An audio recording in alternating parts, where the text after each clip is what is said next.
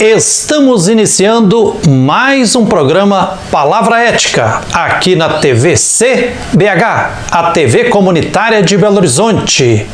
Eu sou Gilvander Luiz Moreira, lembrando que a programação da TVC BH está acessível através da NET Canal 6, através da Oi Canal 13 e via internet. Esse Palavra Ética de hoje entrevistaremos Nelson Vinícius de Oliveira Cordeiro, que é irmão do trabalhador Júlio César de Oliveira Cordeiro, que foi assassinado pela mineradora Vale e outra empresa de mineração na mina do Córrego do Feijão, a mesma mina onde, há 2 anos atrás, dia 25 de janeiro de 2019, 272 pessoas foram sepultadas vivas.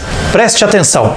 Os familiares dos 272 que foi enterrado vivo gritou também, mas não foi um grito tão alto que não conseguiu ceifar a vida do meu irmão. Vamos ver se a gente está juntando agora mais pessoas para gritar, se alguém ouve, né?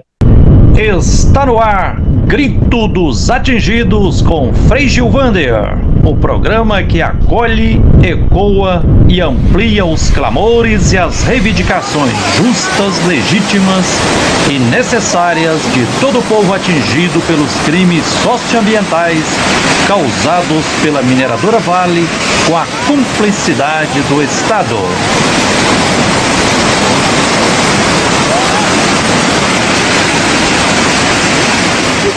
Já me alertaram para poder tomar cuidado com o que eu falo, porque isso pode recair a mim, mas eu falo o que eu penso. Se a Vale matou, é a Vale que tem que se responsabilizar. Acabei de descer aqui, velho.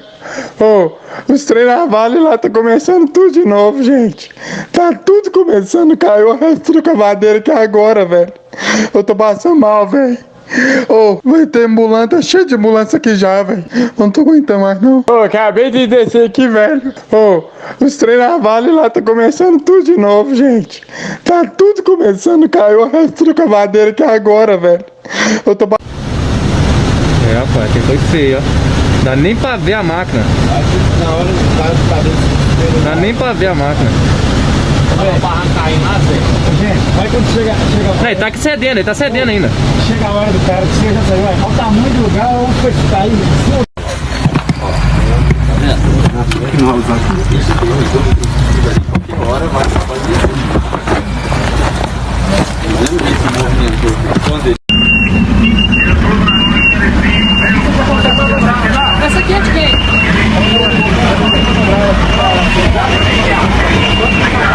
Bom, né, Betinho? Aqui a gente já cortou a linha aqui, sei lá.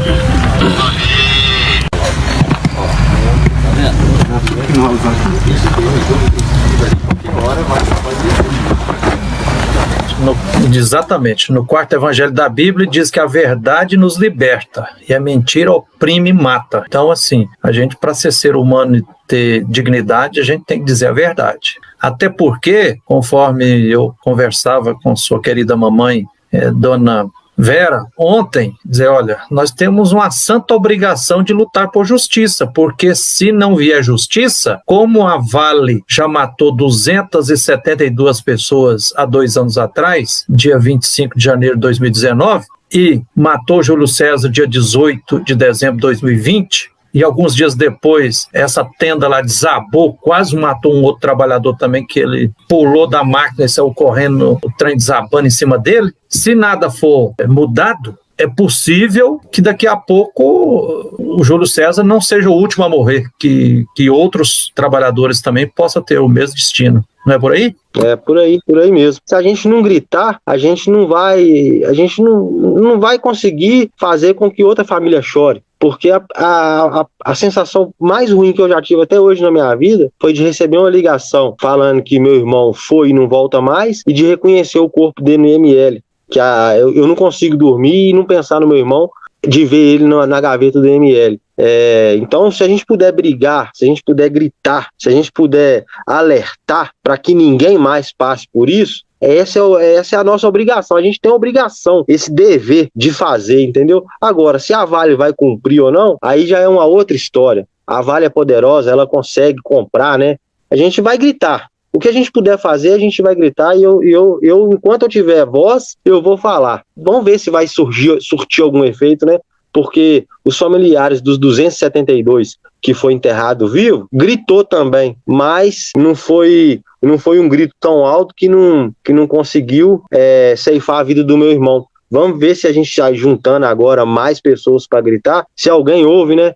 Governador, presidente da República, os compradores da China, da Europa, de onde que foi, que vê o que a Vale está fazendo aqui, que o minério que eles compram lá, ele vai o minério, mas é um minério contaminado com sangue, de gente honesta e trabalhadora. Exatamente, Vinícius, eu fico até emocionado ouvindo você. Vinícius, vocês eram 3 irmãos, né? O Júlio César era o mais novo, com 34 anos, e você é o primogênito, né?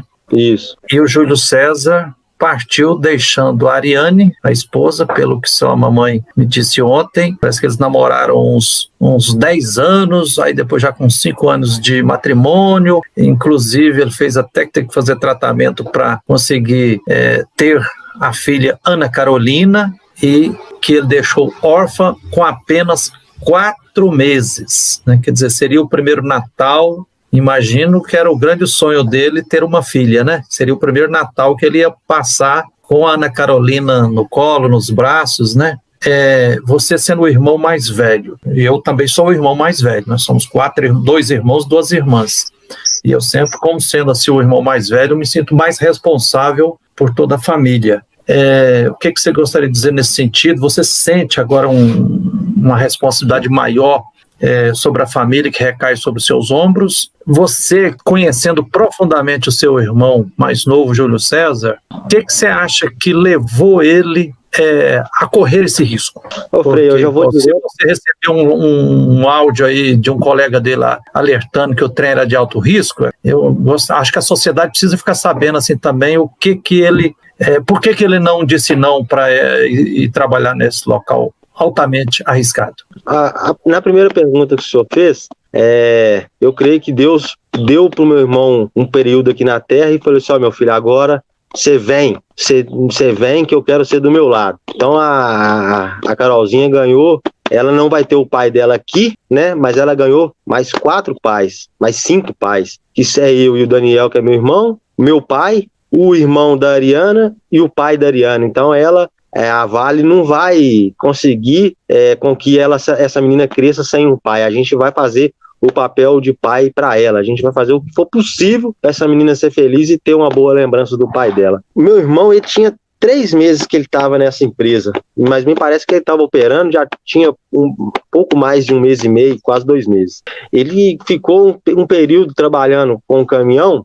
Essa pandemia veio e acabou com as entregas que ele fazia. Então, ele se viu na obrigação de se entrar no mercado de trabalho de novo. Eu fico imaginando, pelo que eu conheci ele, eu fico imaginando a opressão que ele sofreu. O serviço tinha que ser feito, como ele era um cara experiente, que ele já tinha trabalhado numa outra empresa, numa outra mineradora, então ele era um cara experiente, ele sabia do risco que ele estava correndo.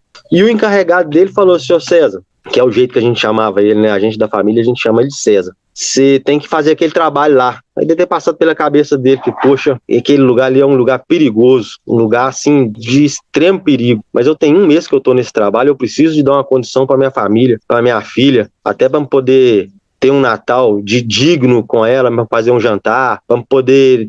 Dá para ela um plano de saúde, dá para ela uma condição de vida. Eu falei assim: eu vou, mas com o coração apertado. Eu tenho certeza que ele estava com o coração apertado, porque o sonho dele, ele conseguiu realizar, que era a filha dele. Então ele foi para aquele serviço, sabendo do risco, não esperando que fosse cair em cima da cabeça dele e matar ele, mas ele sabia que ele estava indo para uma área de risco e sendo oprimido, para mim ele foi oprimido a fazer aquilo. A opressão que tanto que ele sofre, que ele sofreu, que os encarregados sofrem, que a empresa terceirizada sofre, vindo da Vale, é uma opressão muito grande. Porque se ele se recusa a ir, o que ia acontecer? Foi assim: meu amigo, você está no seu período de experiência, se você não faz o serviço, você não serve. Eu vou abrir a fila aqui, que tem mais 50 ali para poder fazer. Então, a gente vai te dispensar. Então ele se sentiu na obrigação de ir para poder garantir o trabalho. E aí ele foi e voltou no caixão, né? Com a cabeça quebrada, com o braço quebrado, perna quebrada. Isso aí eu falo porque eu vi. Não foi ninguém que me falou. Quem foi reconhecer o corpo do meu irmão foi eu, Dona Vale. Quem foi reconhecer o corpo do meu irmão foi eu e o Daniel, acompanhado por 2 representantes da Vale Verde. A senhora, Dona Vale, não teve coragem de fazer uma ligação e perguntar se a gente estava precisando de alguma coisa. Até hoje. Mas quem sabe na hora que isso chegar no ouvido da senhora, a senhora tem um pouco de compreensão e consideração, porque morreu um pai de família dentro do empreendimento que é seu. Mas aí a gente vai esperando, né? No Salmo, como se diz no Salmo 40, esperar com paciência no Senhor. Vamos esperando para ver o que vai acontecer. Vinícius, confirme uma coisa que eu vi, não me lembro agora se foi do Daniel ou da sua mamãe, Dona Vera, que o Júlio César teria comprado esse caminhãozinho no início do ano para fazer entregas, comprado financiado, para pagar mensalmente. Mas aí com o início da pandemia, os serviços foram diminuindo gradativamente. E aí, quando apareceu esse emprego lá, parece que foi assim uma grande esperança, porque a empresa de mineração parece que tem, não sei, eu queria você confirmar se tem ou não, plano de saúde, um plano de saúde bom, para ele que se tornando pai recentemente agora, com a Ana Carolina apenas com 4 meses, e ele devendo as mensalidades desse caminhãozinho que com a pandemia estava parado, e como você falou ainda, ele ainda nos 3 primeiros meses, se ele dissesse não, o risco dele ser demitido era muito grande, quer dizer, ser demitido significava como é que vai pagar a dívida do caminhãozinho, como é que ele vai garantir um plano de saúde bom para a família dele, inclusive para a filhinha novinha.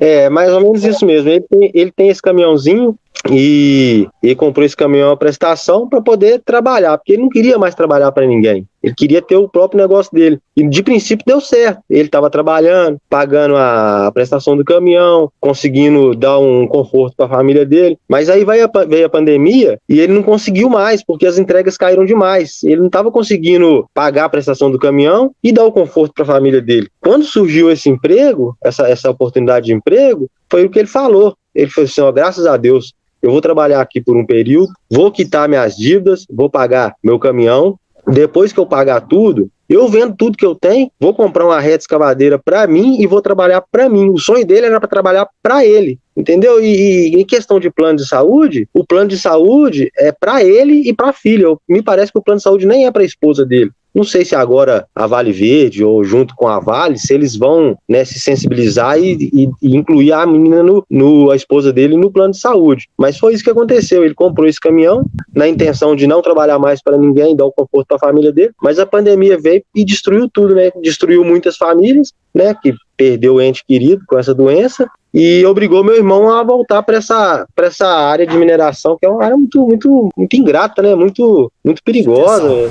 Nós vamos a um pequeno intervalo e voltaremos já para continuar entrevistando aqui o Vinícius, irmão do trabalhador Júlio César de Oliveira Cordeiro, que foi assassinado pela mineradora Vale na mina Córrego do Feijão, no último dia 18 de dezembro, último de 2020. Espere aí e voltaremos já.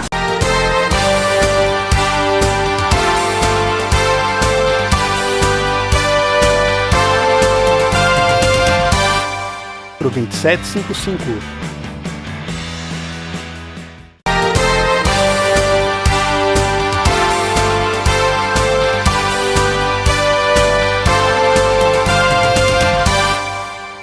Estamos de volta com o programa Palavra Ética aqui na TV CBH, a TV comunitária de Belo Horizonte. Eu sou o Frei Gilvander Luiz Moreira e hoje estamos aqui apresentando uma entrevista que eu fiz com o trabalhador Nelson Vinícius de Oliveira Cordeiro, que é irmão do trabalhador Júlio César de Oliveira Cordeiro, que foi assassinado na mina de Córrego do Feijão da mineradora Vale. Morreu por soterramento no último dia 18 de dezembro agora de 2020. Neste segundo bloco do Palavra Ética, queremos partilhar com você também um pequeno vídeo sobre uma campanha que a Comissão Pastoral da Terra no Estado de Minas Gerais e a Caritas Brasileira do Regional Minas fez na última semana de combate ao trabalho escravo, campanha de prevenção e combate ao trabalho escravo.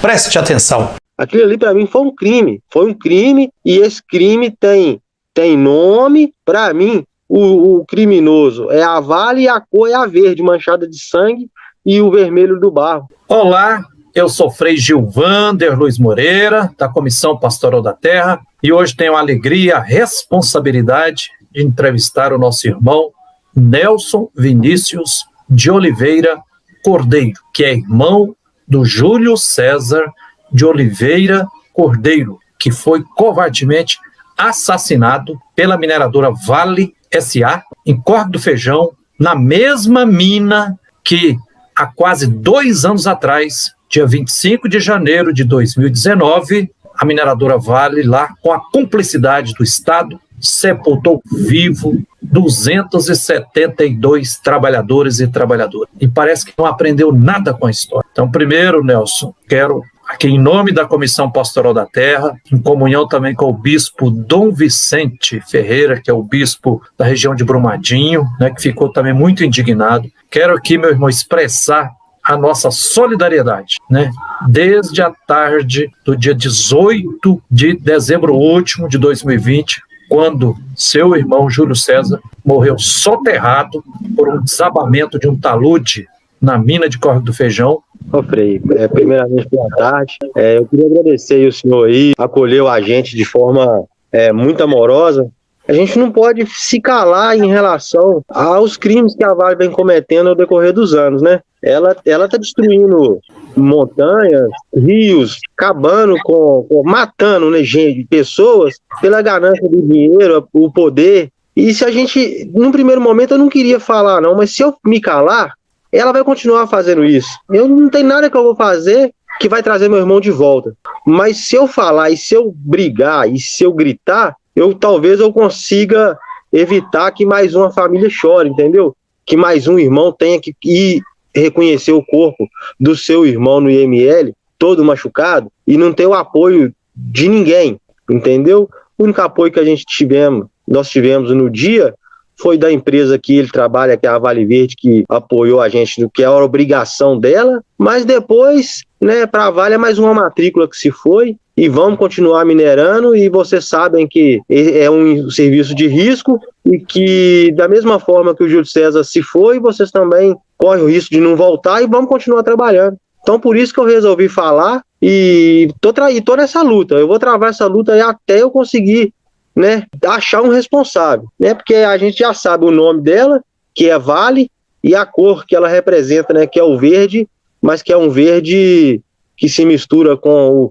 o vermelho do sangue e o marrom do barro que soterrou as pessoas, e ainda tem mais 11 lá que a gente sabe onde está, e que a gente espera que o bombeiro, né, que é uma instituição gloriosa, que o governo tinha que olhar mais por esses homens, que não faz, mas eles estão lá firme, e eu acredito que eles não vão sair de lá enquanto não resgatar essas 11 pessoas que ainda estão ali. A mineradora Vale telefonou para você, seu irmão, seu pai, sua mãe, para Ariane, apoiou de alguma forma após a morte do seu irmão Júlio César?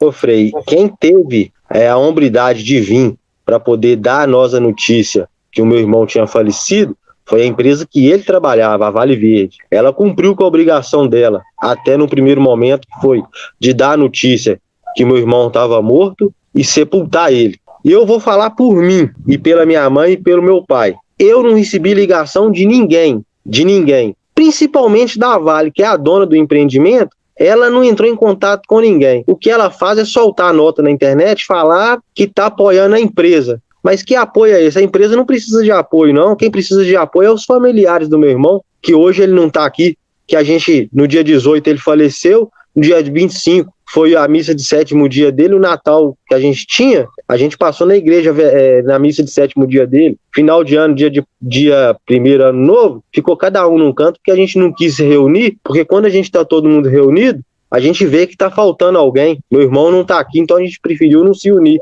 A Vale até hoje ela não se pronunciou em nada. Nota na internet qualquer um faz. Nota é muito fácil soltar nota na internet. Agora, por que ela não teve a hombridade de ligar? Ô, dona Vera, a gente está aqui, realmente o filho da senhora morreu dentro do empreendimento nosso e a gente está aqui porque a senhora precisar. A Vale não teve a hombridade de fazer isso até o dia de hoje. Talvez amanhã, ela, quem saiba, né, ela toma vergonha na cara e procure alguém da família, a esposa do meu irmão, os irmãos dele, o pai e mãe, e fala alguma coisa, né, porque que eu acredito que não vai fazer, porque ela é covarde. Mas, por enquanto, ninguém entrou em contato. Tinha 34 anos, quando a Vale interrompeu os sonhos dele. Ele é pai da menina de 4 meses. Tudo que ele fez foi em torno da filha dele, buscando o bem-estar da filha dele, e a Vale retirou esse sonho dele. Agora a gente quer respostas e a gente vai brigar até por fim. Meu pai e minha mãe estão sofrendo muito. A esposa dele não está tendo condição de sair de dentro de casa de tanto sofrimento. E até hoje a Vale não procurou a gente para poder falar nada. A única coisa que ela fez foi lá enterrar meu irmão e depois disso ninguém mais procurou ninguém. Não quer saber se está passando mal, se está doente, se necessita de alguma coisa, de algum apoio, nada. Até hoje não falou nada. E a gente está aqui, a gente entrou nessa briga para ir até o fim com a... Vinícius, e nós sabemos, e a luta nossa é acompanhada por um bom número de advogados populares e advogadas, e sempre os advogados dizem assim, Frei Gilvander, quando uma empresa contrata outra empresa, quer dizer, terceiriza, uma empresa terceirizada, se acontece algum acidente de trabalho, judicialmente ali, as duas empresas são corresponsáveis pelo que aconteceu. Há uma responsabilidade solidária. E na minha maneira de entender, eu acho que até a mineradora Vale S.A. é mais responsável do que a empresa Vale Verde, porque ela é que é a principal interessada nos lucros, na acumulação de capital, é ela que contrata as empresas terceirizadas que ela resolve contratar de acordo com seus critérios, provavelmente pressiona essas empresas terceirizadas, né? E aí, os trabalhadores terceirizados, a gente percebe que são os colocados para se fazer os serviços mais arriscados. Então, assim, ficar sabendo assim, que a mineradora Vale S.A. não teve nem a dignidade de dar um telefonema para você e para sua família, é uma covardia imensa. Aliás, isso, Vinícius, é o que eu tenho ouvido aí de muitas famílias que perderam seus entes queridos, entre os 272 pessoas sepultadas vivas pela mineradora Vale em 25 de janeiro de 2019, e vários dizem assim, Frei Gilvander, nem um telefonema da Vale nós recebemos. Fiquemos sabendo da morte do nosso filho, do nosso irmão, pela imprensa. Vinícius, nós, logo que aconteceu a Vale diz, né, acidente de trabalho, mas eu não acredito como sendo um acidente de trabalho. Para mim foi um crime premeditado, porque ali era uma operação de alto risco, né? Inclusive, nós apuramos que 15 dias atrás, a Agência Nacional de Mineração fez inspeção lá e expediu um relatório mostrando que havia uma série de riscos continuar trabalhando ali naquele local, né? Que a inconsistência e havia vários riscos que comprometia a segurança ali. Você ouviu falar desse laudo apresentado pela Agência Nacional de Mineração e você já ouviu outros indícios que vão na linha de que de fato não foi um mero acidente assim, mas que seu irmão Júlio César foi colocado lá para trabalhar numa situação de altíssimo risco? Frei, eu tive acesso a esse documento, essa notificação, e realmente a Vale ela foi notificada que ali era um empreendimento de risco, era um serviço que ele tinha que ser feito de forma remota, né? O que eu na minha ignorância, o que é uma forma remota? É o maquinário no local de trabalho, sem vida humana trabalhando ali, operando ela de longe, como se fosse a grosso modo dizer, um videogame. Mas eu creio que é uma operação mais cara. A Vale prefere colocar o trabalhador em risco, né, torcendo para que não aconteça nada. Mas que se acontecer também para ela, não é o familiar dela que está ali, né, não é um pai, não é uma mãe. Essa notificação eu estava ciente. E eu tenho uma foto, que eu não posso afirmar que é do local, que é do local, uma foto que foi tirada pelo meu irmão, de um local que ele estava trabalhando, e depois eu tive comparando essa foto com uma foto depois do acidente. Parece ser o mesmo lugar. E já apresentava indício que aquilo ali estava em risco. Aquilo ali estava em risco. A gente que é leigo, a gente já fica com medo de olhar aquele barranco e falar, nossa, que lugar perigoso, como é que o cara trabalha num local daquele ali, que parece que já tem uma erosão no local. Então quem está ali, ele tem que ter obrigação de fiscalizar e de orientar a pessoa que vai trabalhar. Olha, cuidado, aquilo ali não é um lugar para trabalhar.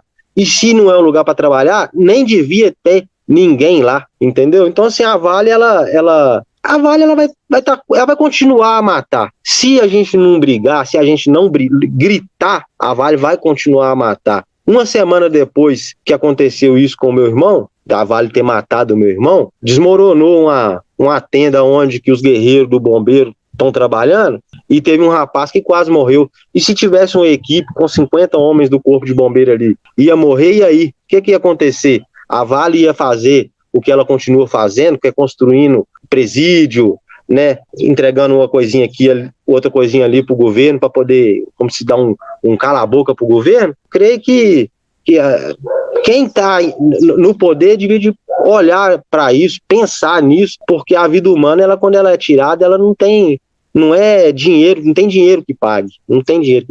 Vinícius, além desse documento da Agência Nacional de Mineração de 15 dias antes, mandando paralisar as obras lá, porque era de alto risco, nós temos que considerar também que nos 2 dias anteriores ao acidente, ou crime premeditado que ceifou a vida do seu irmão Júlio César, nos 2 dias anteriores estava chovendo, o que agrava mais ainda, porque de fato as crateras lá, a minerador gosta de falar em cava, né? Eu prefiro falar cratera, porque é uma cratera mesmo, é um negócio gigantíssimo. Você imagina se um prédio de 100 andares, eu acho que é algo equivalente, né? Por exemplo, há quase 2 anos atrás, após o rompimento da barragem B1, lá de Córrego do Feijão, essa mesma barragem aí onde ceifou a vida do seu irmão Júlio César, foi dito que a barragem tinha uma altura de quase 100 metros de altura. Então você imagina o tamanho desse trem lá.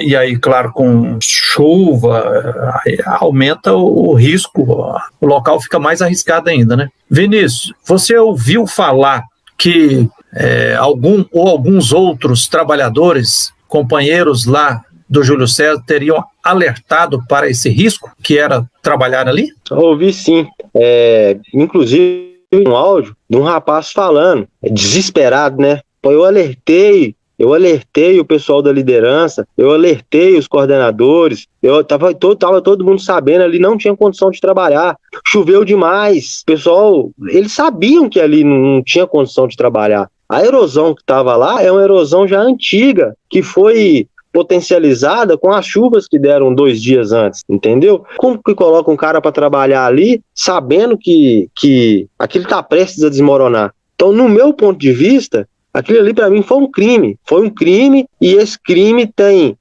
nome, tem cor. Para mim, o criminoso é a Vale e a cor é a verde, manchada de sangue, e o vermelho do barro. Você sabia que nos últimos 25 anos, mais de 55 mil trabalhadores foram libertados de situação análoga à escravidão no Brasil? Nos últimos 25 anos, só no estado de Minas Gerais, mais de 6 mil pessoas foram libertadas de situação análoga à escravidão. Em 2020, ocorreram 24 casos, e destes, 282 trabalhadores foram libertados. Após 132 anos da Lei Áurea, a prática do trabalho escravo ainda persiste no Brasil. As vítimas são jovens, adultos, homens, mulheres e crianças. O trabalho escravo é crime previsto no artigo 149 do Código Penal Brasileiro, com pena de 2 a 8 anos de reclusão e multa. Em 13 de maio de 1888, a princesa Isabel assinou a Lei Áurea, que aboliu formalmente a escravidão no Brasil. Mas isso não impediu a continuidade do trabalho escravo. Muitas pessoas ainda praticam esse crime para acumular riquezas. A ausência de descanso semanal, alojamento precário, péssima alimentação, falta de assistência médica, saneamento básico precário e falta de água potável são características do trabalho escravo nos dias de hoje. Sofrer ameaças, humilhações e privação da liberdade também. Trabalhador, fique de olho aberto para não virar escravo. Denuncie. Disque 100. Campanha de prevenção e combate ao trabalho escravo. Apoio da Comissão Pastoral da Terra de Minas Gerais e Caritas Brasileira Regional Minas Gerais. Obrigado pela atenção e oxalá esse Palavra Ética contribua para que a justiça seja feita. Fique com a luz e a força divina e até o próximo Palavra Ética.